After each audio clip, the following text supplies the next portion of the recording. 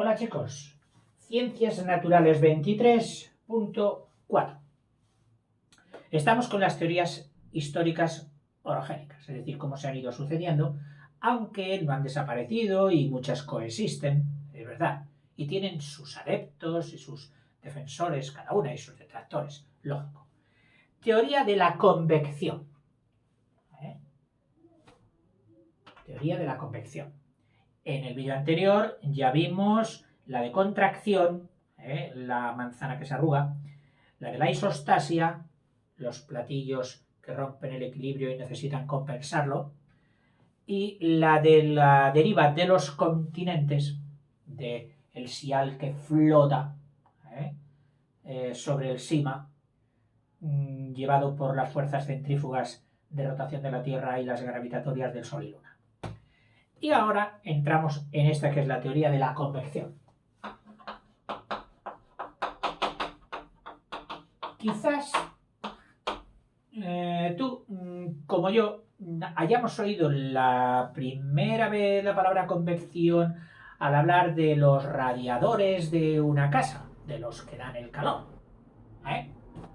Y dicen, es que un radiador, además de radiar, es decir, de que salen ondas electromagnéticas de calor y te calientan cuando estás al lado, del radiador salen también una corriente de aire calentado por contacto con el calentador, sobre todo si es de hierro, y esa corriente de aire se eleva, que es facilísimo comprobarlo, pones un papel y se mueve, porque sale el aire caliente de ahí, y crea turbulencias en la habitación, desplazando al aire frío, el aire frío que vuelve a la parte baja, se calienta, vuelve a salir, y entre todo nos calentamos de dos maneras: por radiación en ondas esféricas, y por convección, es decir, calienta el aire y el aire nos calienta a nosotros. Pero las dos son importantes. Normalmente solo tenemos en cuenta esta, de hoy es que el aire se calienta y el aire nos calienta a nosotros. No. Se dan más comunicación de calorías o de energía por la radiación que por la convección. Bueno, ¿qué quería decirte con esto? Que la convección se trata de un fluido que se desplaza por diferentes densidades, por cambio de densidad. ¿Qué hace el aire cuando se calienta? Se pone más hueco, más hinchado, sus partículas cogen más movimiento, y al estar más hinchado, más hueco, tiene menos densidad, y lo que es menos denso sube, como un globo cuando le calentamos el aire. Bueno, pues los materiales, sean los que sean, hasta la piedra, la roca de la tierra, el sima del manto de la tierra que está debajo del sial, este sima, en contacto con los calores del núcleo de la tierra y los que genera el mismo por reacción de sustancias radioactivas, toma un cuerpo carameloso. Pero ojo, este cuerpo carameloso, no creas que si pudiéramos sacarlo al exterior, aparte de que te quemaría, harías así y se hundiría. No se hundiría. Parecería tan duro y tan compacto, extraordinario. ¿Por qué? Porque la presión que ejerce sobre él, las capas que están encima, le produce esa inmovilidad, esa dureza, pero solo hasta cierto límite, porque él sigue siendo elástico, y más elástico cuanto más temperatura tiene. Bueno, pues piensa que este cuerpo que está a X grados de temperatura, cuando se aproxime al sial, o la parte que se aproxima al sial, estará a un X sub 1, pero que será una temperatura inferior a la temperatura de abajo. Y entonces, como hemos dicho que esto tiene un cuerpo, una cohesión de tipo pastoso, pues por diferente temperatura se dan diferentes densidades, y lo que estaba abajo, igual que nuestro aire frío, se calienta y tiende a subir arriba, y lo que estaba arriba, que estaba frío, se ve desplazado y baja abajo. Con lo que en el Sial, en una zona de Sial, estaríamos asistiendo a sustancias que calientes suben, discurren, desplazan a las frías y las frías vendrían otra vez a calentarse. Es decir, movimientos de este tipo que son movimientos de tipo de convección, por diferencia de densidad.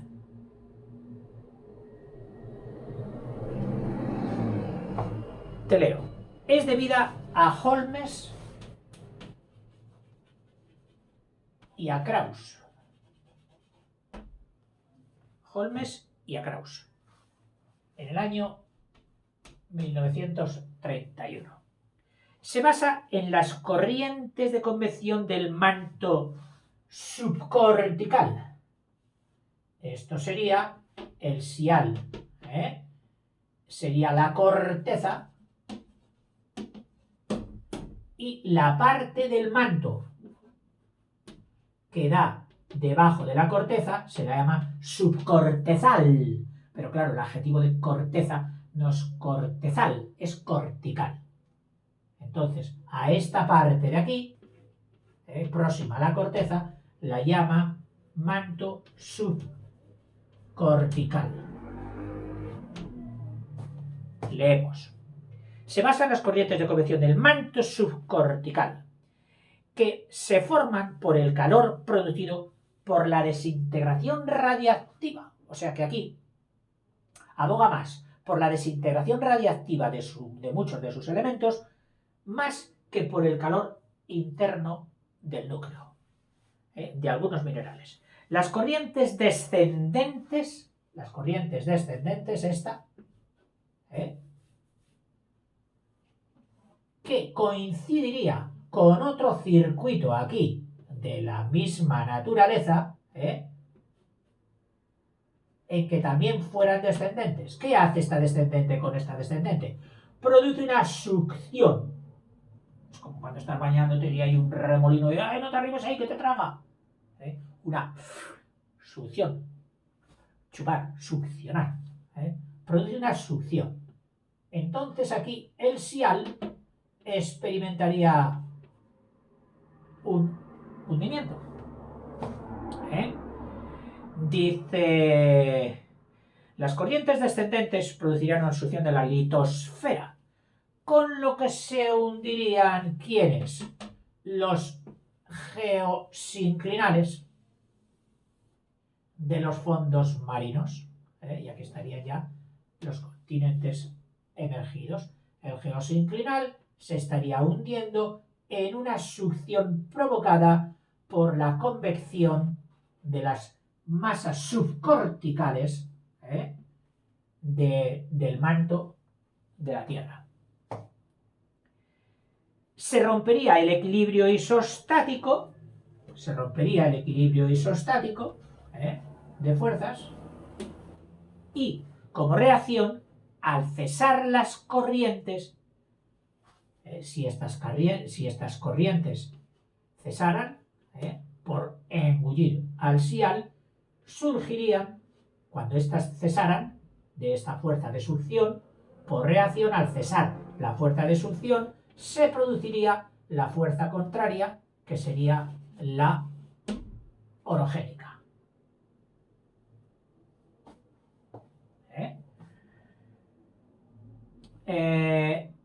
En las áreas continentales, es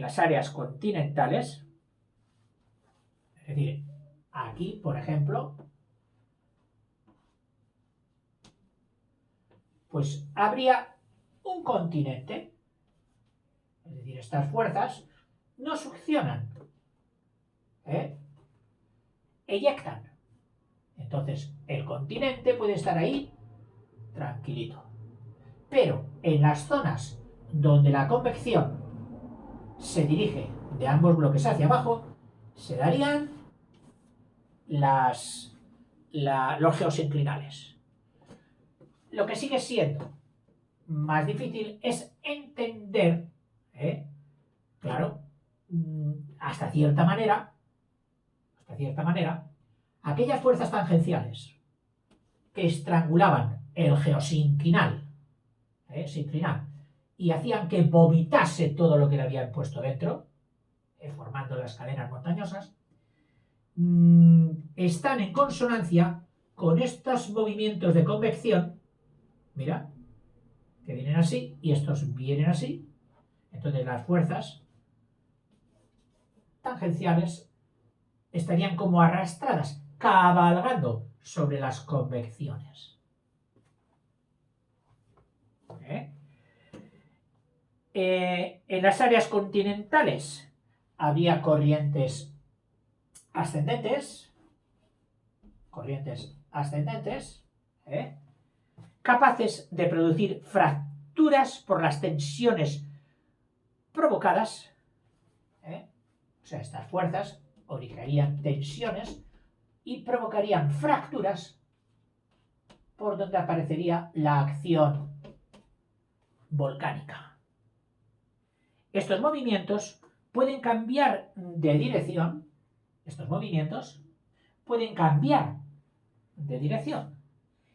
retardarse, ir mucho más lentos de lo que han ido, o intensificarse más rápido de lo que han ido, según la acción de los focos radiactivos. Imagínate que aquí está el foco radiactivo que calienta como la caldera, que produce calor.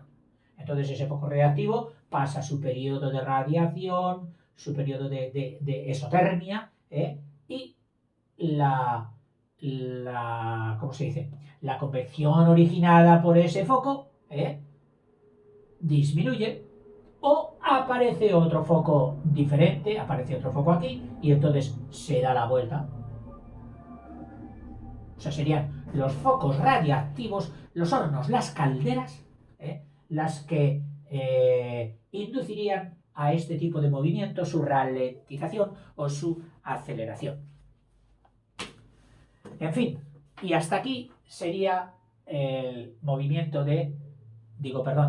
la teoría de la convección. Y pasamos a la última, que está clasificada como la reina de las teorías, la llamada tectónica de placas. Tectónica de placas. Vamos a ver si podemos resumirla bien. Ni qué decir tiene que de todas ellas, encontrarás páginas y páginas, estudios, PDFs, tesis doctorales, sobre cada una de las teorías. Aquí solo damos un pelín que nos sirva y nos aliente para ir a las otras, sobre todo a los jóvenes. Se llama tectónica, que ya sabes que venía de una palabra griega que significa para construir, es decir, constructora. Eso sería tectónica. Si un día tienes una compañía de construcción, la puedes poner la Tectos, o la tectónica, o la tectón. Es la parte de la geología que estudia los efectos mecánicos del diastrofismo. Diastrofismo, acuérdate que era el conjunto de movimientos todos sobre la Tierra. Entonces, la parte mecánica, la parte donde hay desplazamiento de masas, donde hay movimientos, aceleraciones, lo que es la mecánica, pues lo llamaríamos la tectónica de placas. Y como dijimos antes, diastrofismo es todo.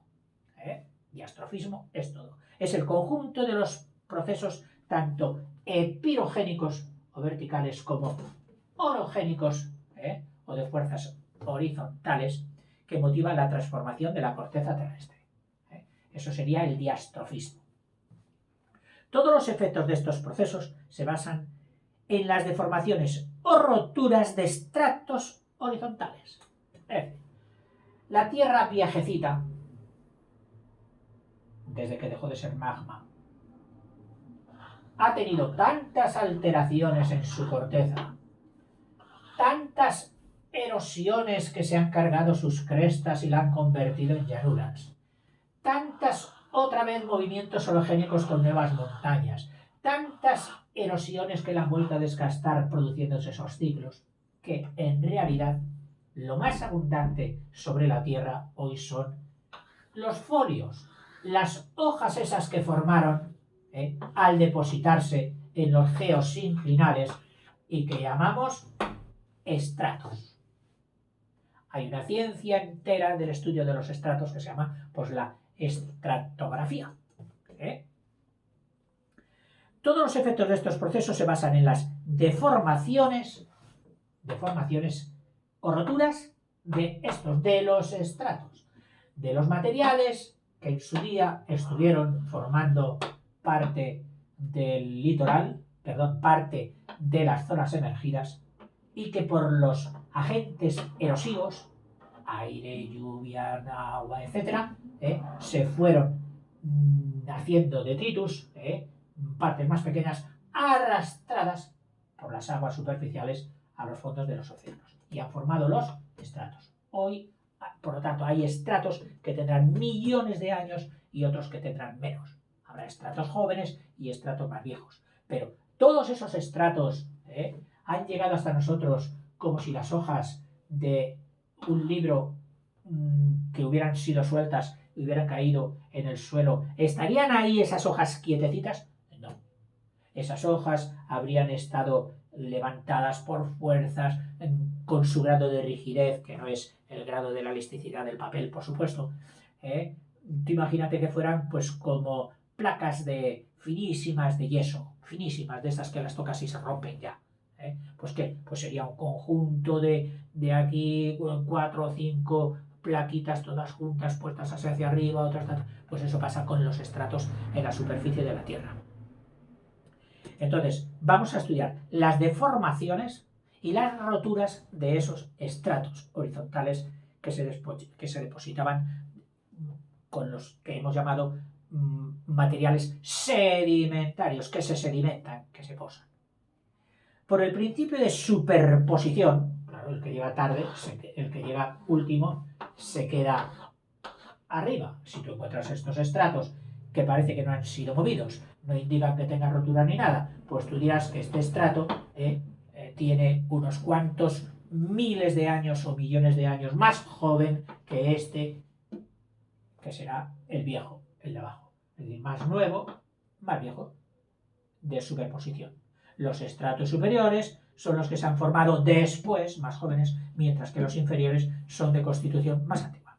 Para estudiar esas deformaciones hay que calcular los elementos del estrato. Entonces, cogemos aquí.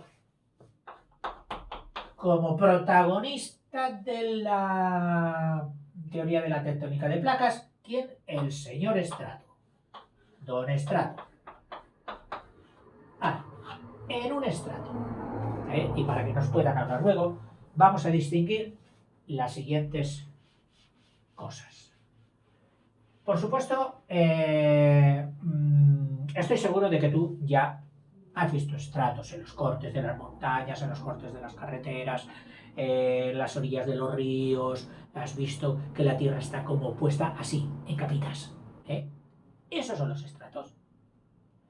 Pero ojo, en otros sitios, sí, conozco un sitio donde esas capitas están así, haciendo plegamientos. Y en otros sitios donde asoman, y tú dices, ¿y esos estratos que asoman por aquí, dónde continúan? Y claro, tú no sabes que esos estratos que asoman por aquí y que para ti parece como una montaña así hecha a capitas, y tú estás aquí, pues no sabes que la parte que seguía por aquí la tienes debajo de tus pies. Y que se ha roto y esta parte ha bajado y esta se ha quedado ahí encima. Eso también. Bueno, Dice, para estudiar la deformidad hay que calcular los elementos del estrato que son dirección. A ver, yo tengo un estrato aquí.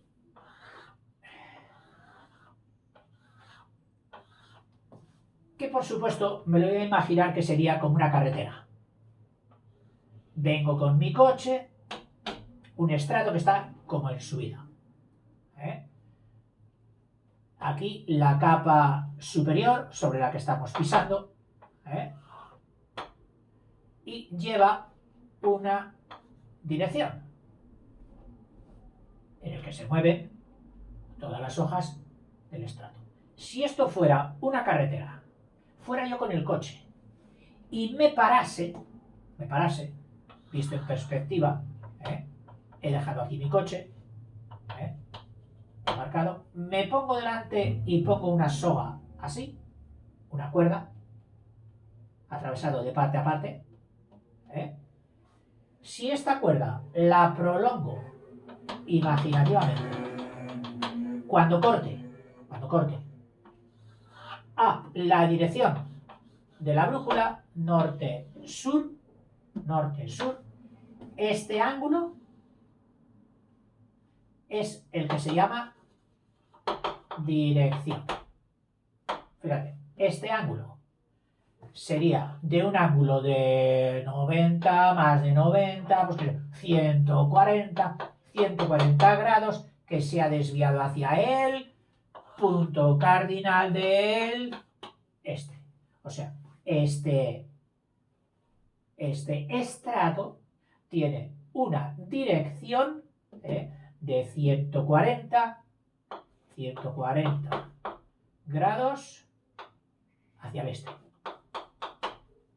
Eso sería la dirección de un estrato. Dice, es el ángulo que forma con la dirección norte-sur la recta constituida por la intersección de la superficie del estrato con el plano horizontal, que eso es lo que hacía mi cuerda. Es la intersección de la superficie del estrato con el plano horizontal. Otra, buzamiento. Es el punto del horizonte hacia el que se inclina el estrato. O sea, este estrato que está inclinado, yo digo, a ver, me pongo, bien, ahí está la inclinación, es decir, mi tobogán. Cuando yo me deslice hacia abajo, por ese buzamiento, que fíjate que viene como de buzo, y es que un buzo se sumerge, el estrato tiende a sumergirse, y es muy posible que luego vengan otras tierras aquí y el estrato se sumerja en ellas. Pues bueno, cuando tú estás aquí, en el estrato, con la subida a tu espalda y la bajada delante de ti para tirarte en tobogán, hacia el punto cardinal que te dirijas cuando caes en tobogán, ese sería el buzamiento. Fíjate cómo lo he decidido aquí. Es el punto del horizonte hacia el que se inclina el estrato. Es decir, yo estaría aquí, sentadico para tirarme en el tobogán, ¿y hacia qué punto se inclina en el horizonte? ¿A qué punto cardinal da? Pues irá hacia el oeste, el buzamiento sería hacia el oeste. Inclinación o ángulo formado por el estrato con el plano horizontal.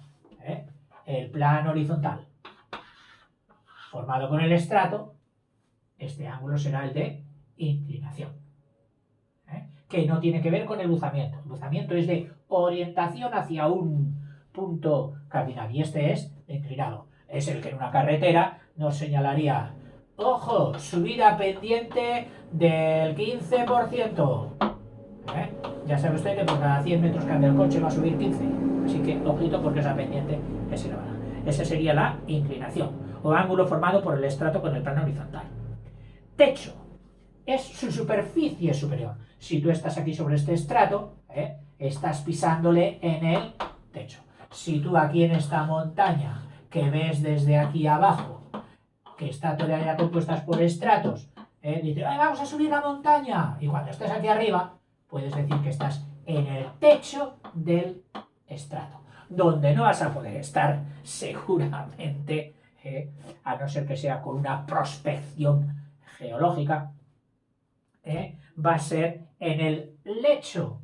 O sea, esto es el techo y la parte más baja del estrato que ya se ve que luego no continúa en estrato, sino que hay otro tipo, puede haber roca más fija o roca diferente, pero que ya no es ese estrato. Entonces esto sería el lecho o punto más bajo. ¿eh? Y potencia, pues potencia es el espesor. El espesor, sí, acuérdate de una potencia en los Apalaches de 12.000 metros. Madre mía. ¿eh? En fin, potencia es su espesor. Bueno, las rocas sedimentarias, bajo los efectos del diastrofismo, es decir, de todos esos movimientos, tanto pirogénicos como orogénicos, pueden deformarse sin romperse. Caramba. O sea que un estrato que tuviéramos aquí, ¿eh?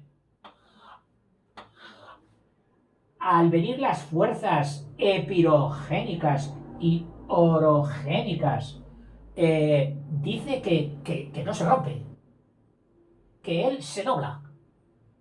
Pero si es de roca, ¿cómo se va a doblar? Pues se dobla. Y entonces, ante las fuerzas tanto epirogénicas como orogénicas, se dobla. Sí, sí. Y sigue viéndose aquí todos los estratos. ¿Eh? Oiga, ¿y aquí que era una cueva? No, aquí habría sido impulsado también por una emergencia de otras capas del Sima o del Sial o de lo que fuera. ¿eh?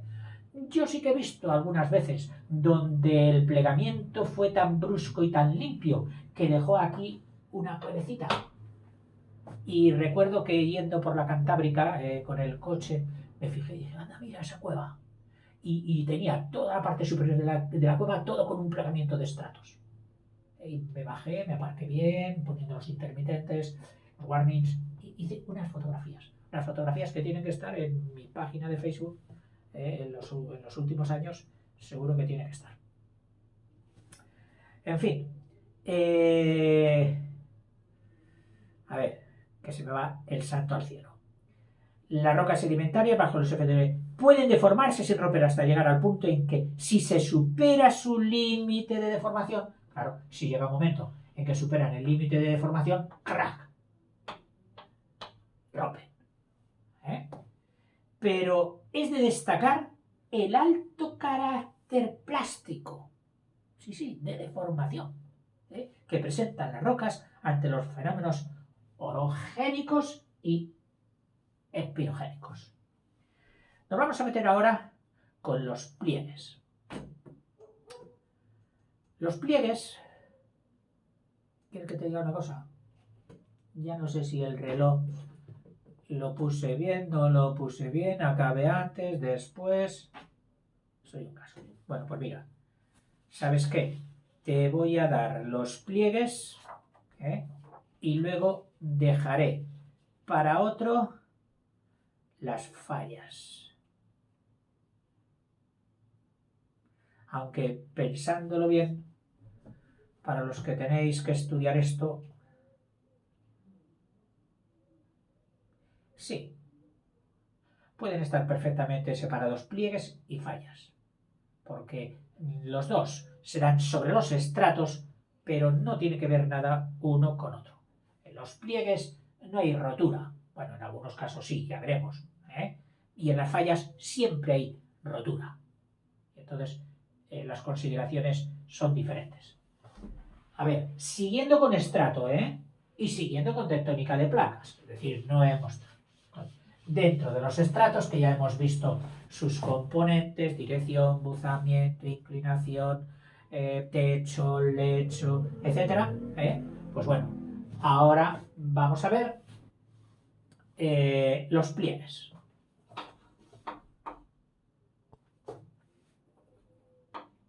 Pliegues.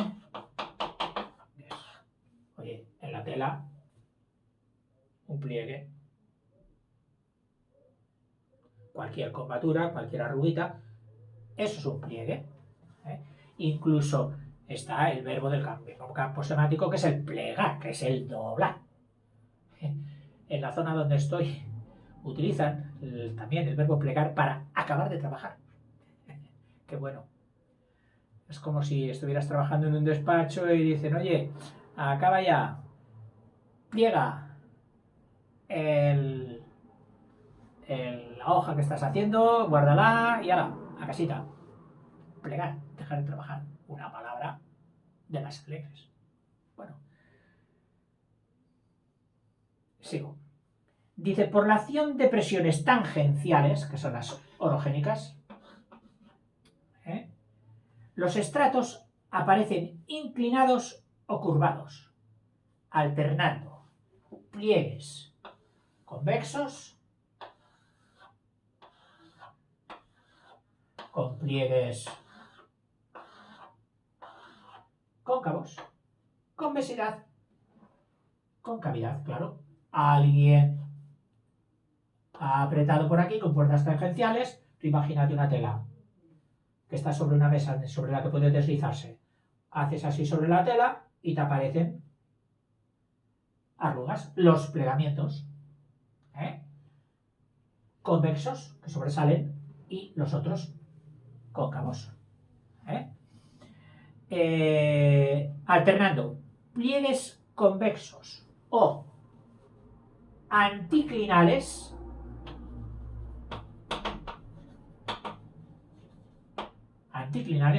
y pliegues cóncavos, que eran los famosos, que cuando estaban debajo del mar sobre todo los hemos estudiado, que son los famosos geosinclinales, le quitamos ya el prefijo de geo. Y entonces aquí decimos anticlinales y sinclinales. Anticlinales, sinclinales. Convexos, cóncavos. O sea, dos grandes divisiones de los pliegues. A las dos ramas de cada pliegue se les llama flancos. Y el flanco es la ladera, el flanco de la montaña. Entonces, este tiene un flanco y otro flanco. Este flanco será flanco del anticlinal y flanco también del sinclinal juntamente con este. O sea, flancos. Laderas, flanco o ladera. Dice, una serie de pliegues con sus flancos paralelos. Este paralelo con este. Este paralelo con el siguiente. Es decir, clink, clan, clink, clan. Unas ondulaciones igualmente inclinados constituyen pliegues isoclinales. Sí, allí hay unas montañas preciosas. Clon, clon, clon, clon, clon, clon. Es un pliegue que significa longitudinales, es decir, los anticlinales son todos similares y los anticlinales, lo he dicho al revés, los anticlinales, que son las cumbres, y los sinclinales, que son los valles. Y todo esto serían pliegues isoclinales, es decir, con la misma inclinación, que vendrá luego inclina, lo que es evidente. Esas palabras están conectadas. Sinclinal, inclinar. El morfema ese, clinos, tiene algo que ver con todos esos prefijos de sincli, de anti, de in, etc. Si la presión que origina el plegamiento es muy intensa, es decir, si la presión que origina el plegamiento es muy intensa, uno de los flancos se estira, por ejemplo, en una presión en que hubiera resultado un plegamiento así de este tipo, por una fuerza así de este tipo, pues entonces este que está siendo más estirado se romperá y lamina hasta romperse, produciéndose un pliegue falla. Te voy a hacer el dibujo de los pliegues que pone aquí, porque creo que va a ser muy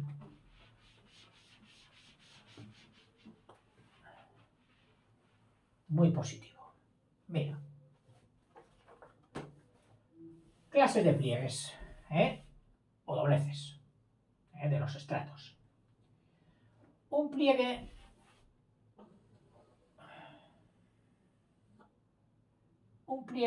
recto, claro, visto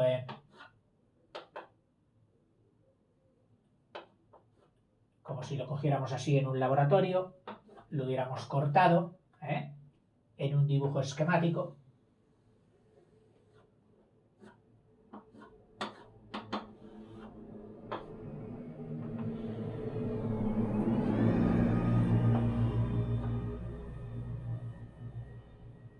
Y aquí se verían los estratos. Si observamos que el eje de simetría es perpendicular con la horizontal, diremos que este pliegue es un pliegue recto. Un pliegue recto. Atento. Si vemos ahora uno así,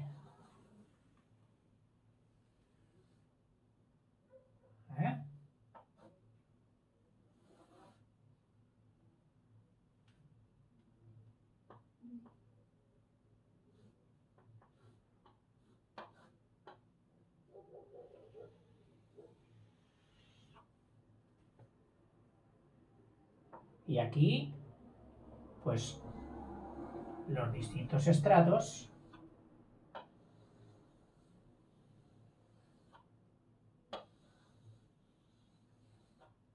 vamos, que se observa que el eje de simetría ya no es recto, sino que es respecto a la horizontal, es inclinado. El eje, que este ángulo es agudo. Entonces, esto sería un pliegue inclinado. Recto, tipo flan, y el inclinado, tipo ola agresiva. El pliegue tumbado. Este pliegue ha recibido tanta fuerza lateral y era tal su elasticidad, que mira cómo ha llegado a ponerse tumbado sobre sí mismo.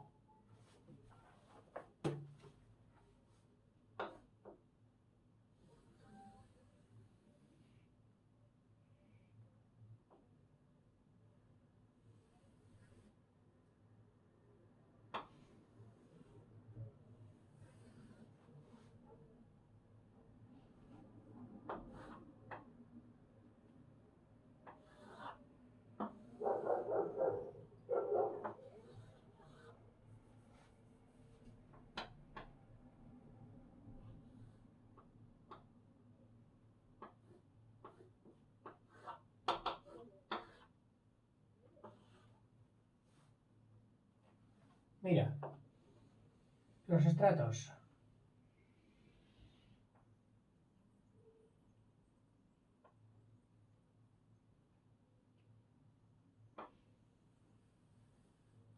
Es decir, este a lo mejor, pues qué sé yo, de grava fina.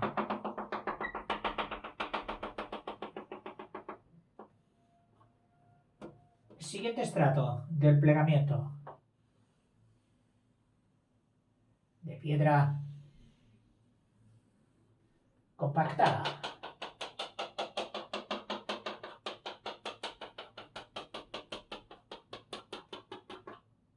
Y este otro, por poner solo tres, pues qué sé yo, de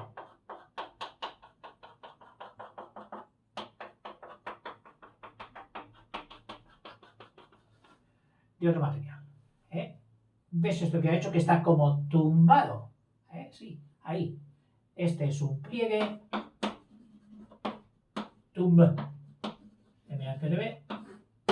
pliegue tumbado.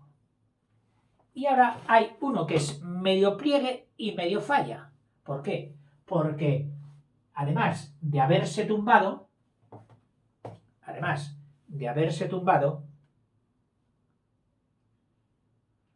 ver por dónde puedo... Ah, no, que está al revés.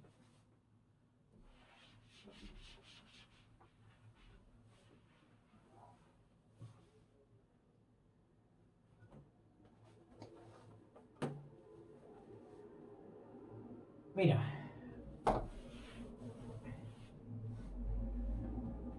Viene el estrato original con sus 3 capas.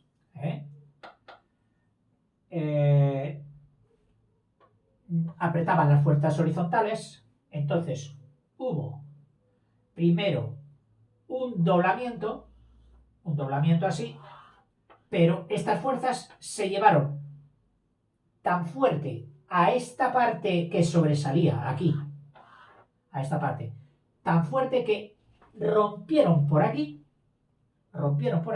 y lo deslizaron arrastrándole por encima del otro, por encima del otro, quedando este aquí, perdón, sí, este aquí así, que sería la interrupción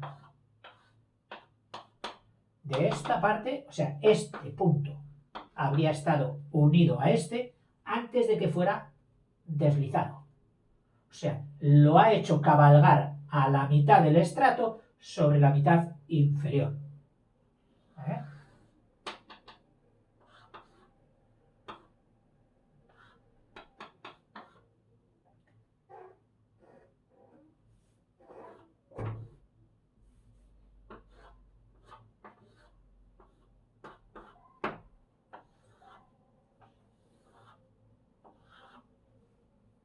O sea, pero hay rotura.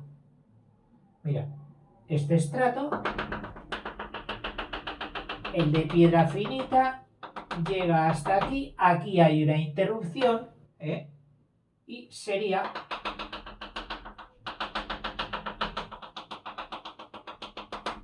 este. Aquí es donde se habría producido la rotura de este con este. Por eso que a este se le llama el pliegue,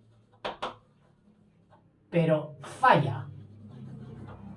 Pliegue con rotura. Pliegue con rotura. Pliegue falla. Y cuando es excesivo, es decir, que esto ha caminado mucho, de forma que se ha puesto una mitad o una parte de ese mismo estrato totalmente sobre la otra mitad que se quedó estática, este digamos habría cabalgado sobre este que se quedó estático, y ya parece más que otra cosa como un manto de la mitad transportada sobre la mitad fija. Esta sería la parte fija que se habría quedado del estrato y esta sería la parte movida o trasladada, quedando como un manto. Ya no solo, ya es muy difícil ver la curva. Entonces, a ti aparentemente estás viendo un montón de estratos y luego empiezan a estudiarles y te dicen, no, mire, no es un estrato, son 2 estratos y posiblemente el mismo, porque en la composición de las capas observamos que esta es idéntica y de la misma época que esta otra. ¿Y eso cómo puede ser? Ser de la misma época. Porque en un momento rompieron en un plegamiento de tipo falla y luego se ha deslizado mucho y ya parece que es una parte del estrato que está formando como un manto sobre la otra. Esto sería el pliegue manto. Esto sería todo lo que, al menos aquí, ya sabremos que habrá mucho más, pone sobre los pliegues. Vamos a ver ahora sobre las fallas. Y antes, para no dejarnos nada en el tintero, al hablar de los estratos antes de empezar con los pliegues, tendría que haberte dicho que dentro de estratos, si los vemos todos así, bien horizontales, por tanto tenemos estratos horizontales, pero grullo. Si los vemos así, tenemos estratos inclinados, pero grullo. Si vemos que hay unos estratos horizontales y debajo de otros apoyados porque han caído así en los movimientos orogénicos, ha caído estos estratos sobre estos otros y se nos presentan así, pues decimos que estos son estratos discordantes, que no se ponen de acuerdo, unos van horizontales y los otros van inclinados. Y por último, si los vemos como se ven en los pliegues, pues decimos que son estratos plegados, que no se nos pase del tintero. Vamos a ver ahora ya las fallas, las roturas.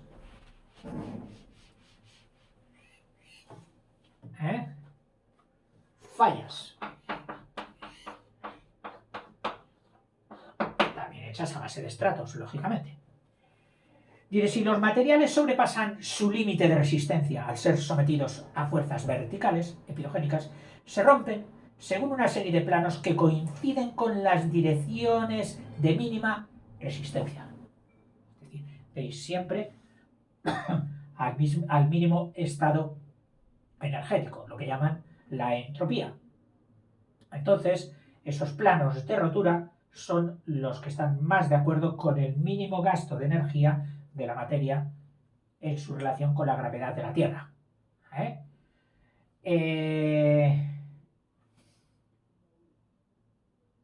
Entonces, hay fallas. Falla vertical.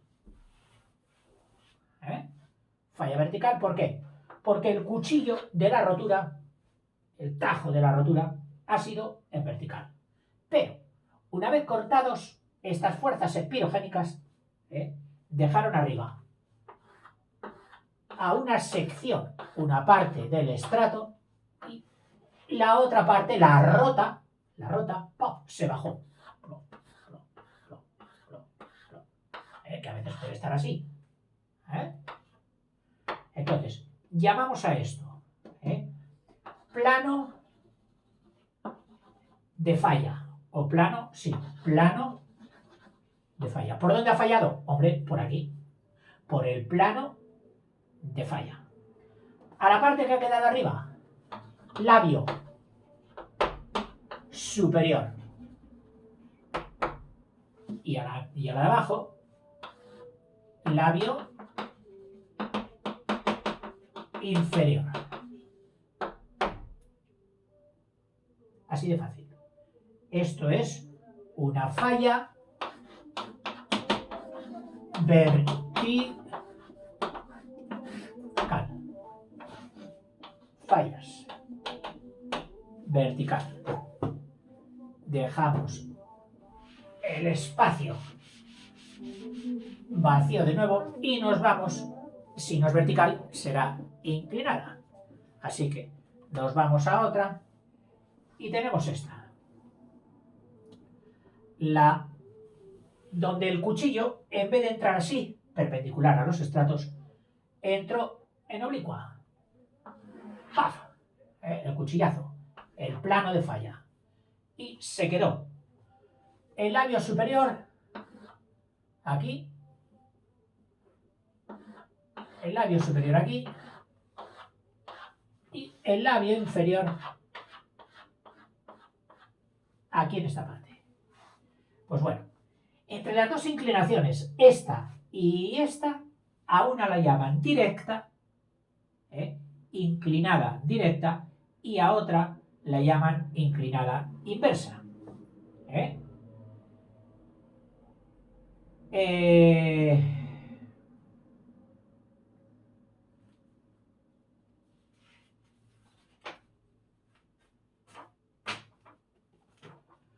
Yo el dibujo que viene en este libro no me aclaraba muy bien cuál era la distinción entre la directa y la inversa. Lo que sí hay en las dos es el labio superior, labio inferior. Vamos a dibujar aquí otra de la contraria, inclinada, pero no estriba en eso, sino que estriba en que aquí ha sido el labio superior el que se ha quedado ahí y el labio inferior el que se ha quedado aquí. Entonces, mira, la directa es cuando te puedes tirar en tobogán. ¿Tú te puedes tirar en tobogán por aquí? No. Te puedes tirar en tobogán por aquí. Ahora, para abajo. Pues esta es la directa.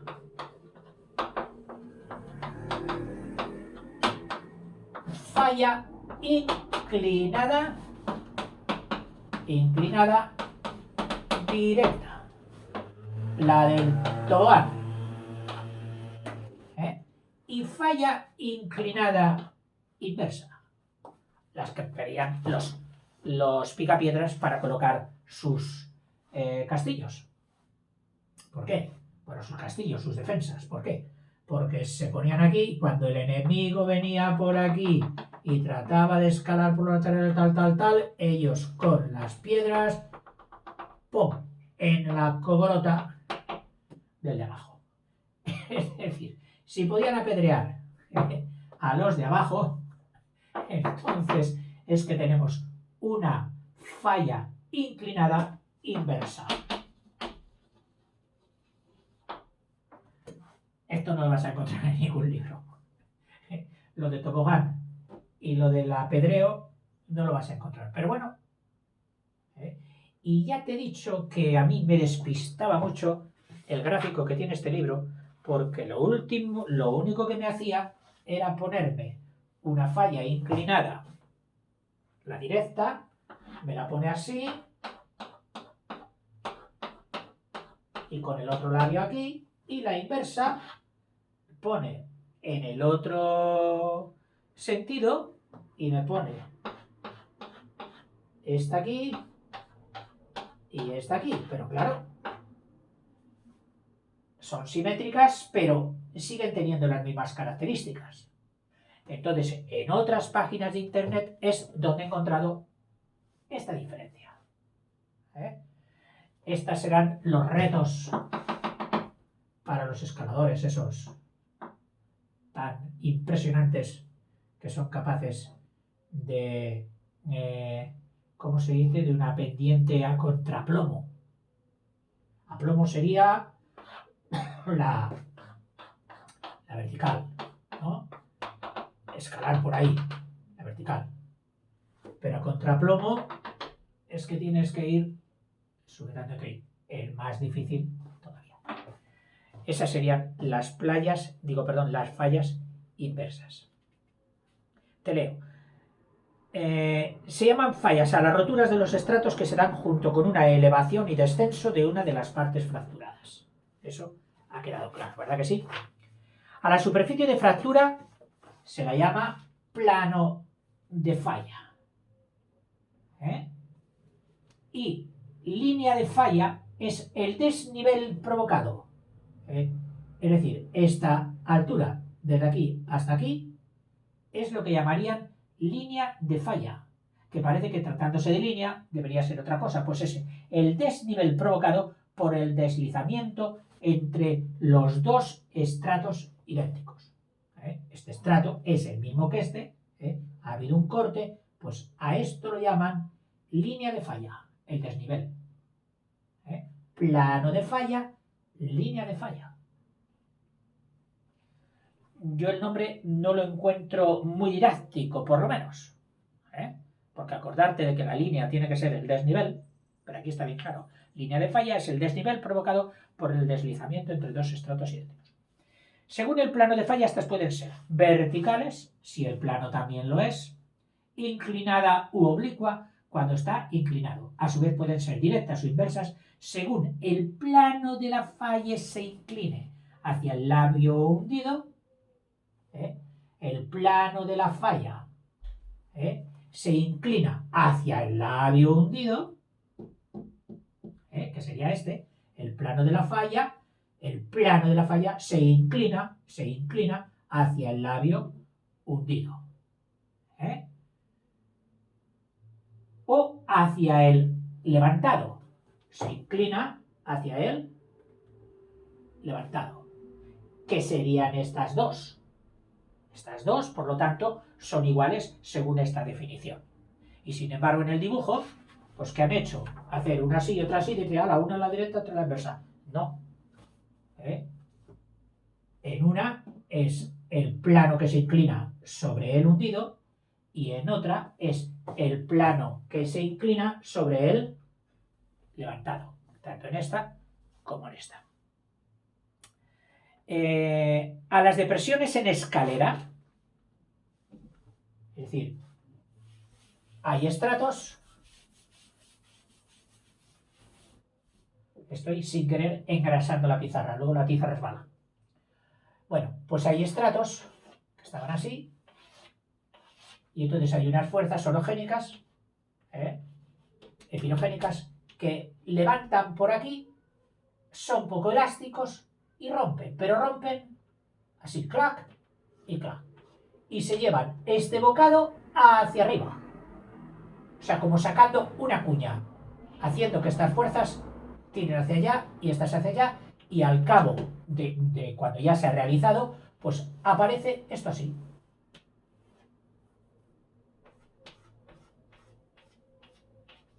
Incluso puede ser en varios niveles, es decir, que fuera una cosa así, formando como una mastaba de aquellas de los persas.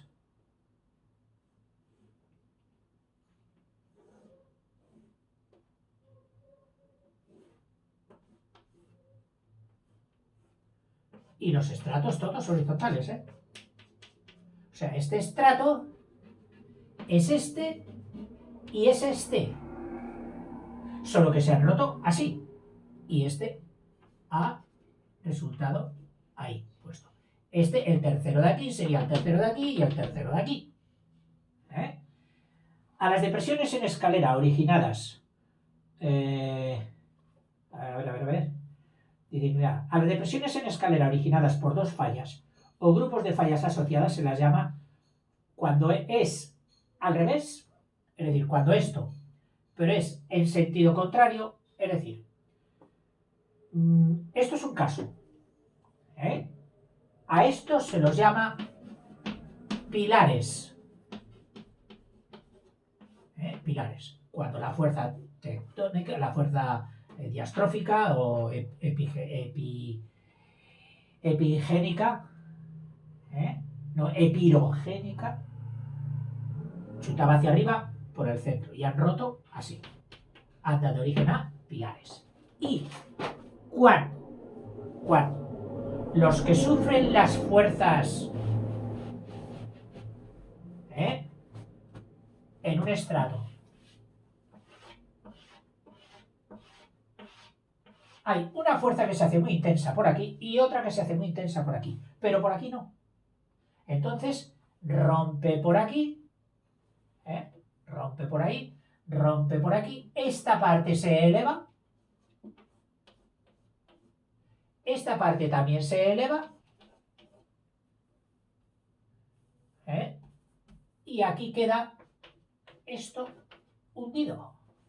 Es decir, que vemos estratos a la izquierda, estratos a la derecha, donde este estrato es el mismo que este, y excavando vemos que también es el mismo que este, sucesivamente el segundo con el segundo y con el segundo.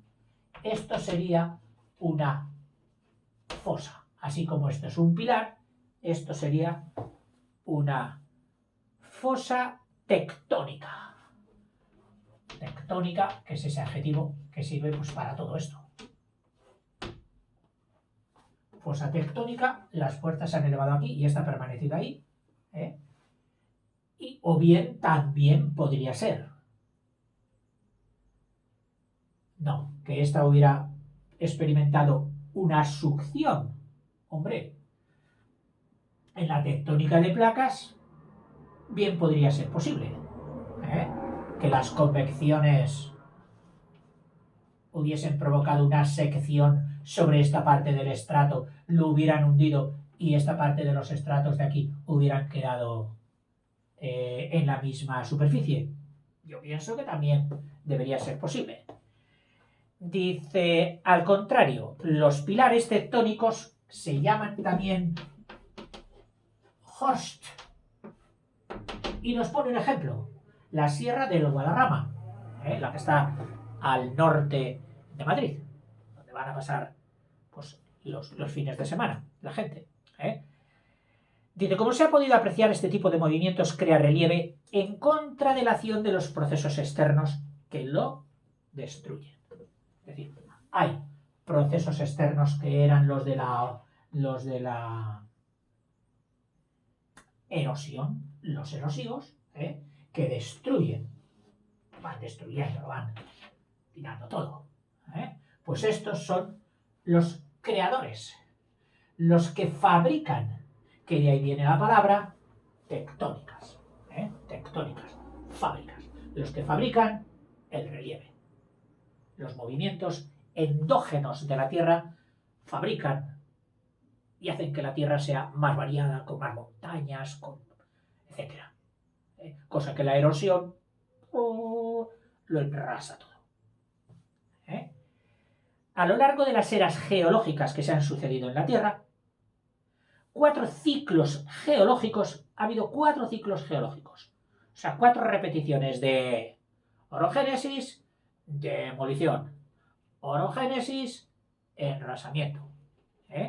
Que son muy curiosas por los nombres que reciben.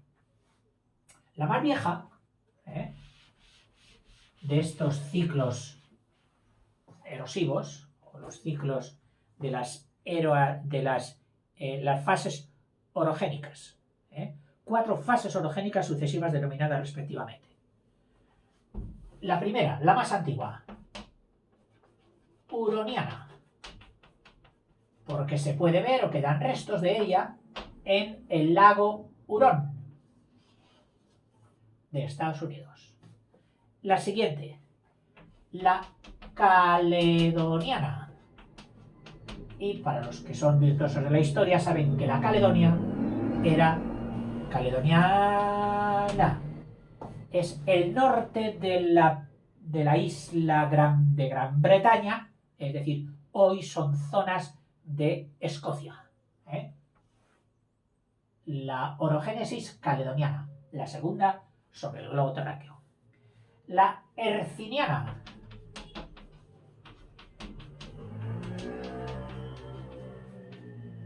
La herciniana, que es una zona de los montes del sur de Alemania, unos montes muy especiales. Y allí hay una región que se llama la Hercinia, que creo que venía también del nombre de una planta característica de allí, la Hercinia. Ya ha venido la región de la Hercinia y el plegamiento o el movimiento orogénico, la fase orogénica, la tercera de la Tierra, que se ha dado ahí, ha sido la herciniana. Y por último, una que te suena mucho más, que es esta, la alpina, que se da o se ha dado en los Alpes y que son las montañas más jóvenes. Cuando encuentres una configuración herciniana, pues tendrás las montañas todavía, pero bastaditas, redondeadas por arriba.